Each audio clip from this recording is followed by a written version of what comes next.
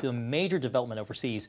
The United Kingdom says it will recognize a Palestinian state in September unless Israel agrees to a ceasefire in Gaza and takes steps towards long-term peace. Yeah, the UK's Prime Minister is also calling on Hamas to fully disarm, release all Israeli hostages, and to agree to a ceasefire. This announcement comes as pressure builds on Israel to address a growing hunger crisis in the Gaza Strip. Today, a leading international food crisis authority said, quote, "The worst-case scenario of famine is currently playing out in Gaza, but it stopped short of officially declaring a famine." Israeli Prime Minister Benjamin Netanyahu is denying reports of starvation, blaming Hamas for the breakdown in ceasefire talks. Israel says it is implementing daily humanitarian pauses in parts of Gaza and allowing aid drops to deliver more supplies. According to a report by the Associated Press, much of the aid entering Gaza has been hoarded by gangs and sold at exorbitant prices. Here now for more, Michael Hanlon. He is the Director of Research and Foreign Policy at the Brookings Institution. Michael, welcome. So the announcement by the British Prime Minister follows France's decision to recognize a Palestinian state. What are the implications of that recognition, Michael, and what does it mean for Israel? Hi, Jenna. Well, I don't really think it means that much. I see it as a symbolic action. Everyone knows that the logic of the peace process for 30-some years has been to hold out the idea of a Palestinian state as part of an integrated deal. And you get that when everything else happens as well, including the creation of a functional and nonviolent Palestinian entity, not Hamas, certainly. And since we are not in a position for all sorts of reasons to imagine that peace deal, this would be a change in the parameters. It would be front-loading the Palestinian state part and basically giving that as a unilateral concession, if you will, to the Palestinian people. But it doesn't mean that much because there is no real functional alternative to Hamas in the Gaza Strip. The Palestinian Authority over in the West Bank doesn't really have jurisdiction or capacity.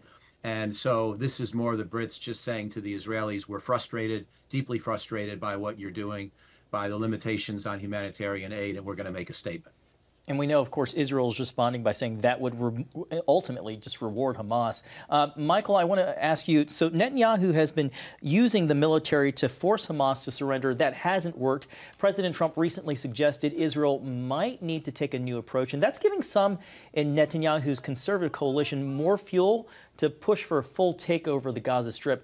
Is that the next foreseeable move now that it has Trump's tacit blessing? I don't think so, because Israel doesn't want to own the Gaza Strip in anything close to its current form. They left voluntarily 17 or so years ago because they were tired of running Gaza. And this whole notion of moving the Palestinian people somewhere else is a complete non-starter in the broader Arab world. So I don't see that as being part of any kind of realistic plan either. I think that we're just going to have to keep working harder at the humanitarian aid. I'd like to see some kind of an international armed consortium help Israel to make sure that the aid isn't stolen and mobilize that quickly. Israel's not going to like that because they want to assure all their own security needs in their own neighborhood, but they've done a bad job with the humanitarian aid. It's time to say so. It's time to do better. Too many innocent people are dying. Michael, in Ukraine, shifting gears here, Russian missiles killed 27 Ukrainians over the last 24 hours, and that includes a 23-year-old pregnant mother.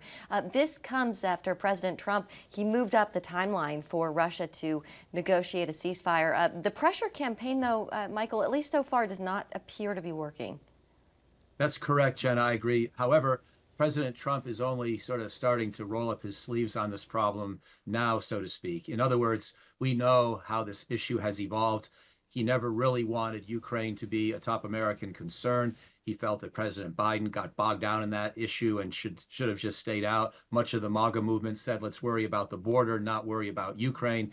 And that was the logic through 2024, which then led, of course, to the famous dressing down of President Zelensky in the Oval Office by President Trump and Vice President Vance in February of this year. So it's taken a while for President Trump, I think, to come to the conclusion that, yes, this war does matter for the United States, that, yes, Putin is the problem, the perpetrator, the oppressor, and now the impediment to peace. And also that the leverage that we've had so far, collectively, as a Western community of nations, has not been enough.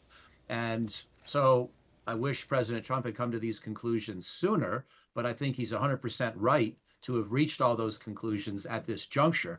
And now the question is, will these mild sanctions that we've had on Russia so far, really just Western sanctions, be enough? I think the answer is clearly no. So we're going to have to start pressuring other countries like India and China that we encouraged to buy Russian oil before to actually stop buying it.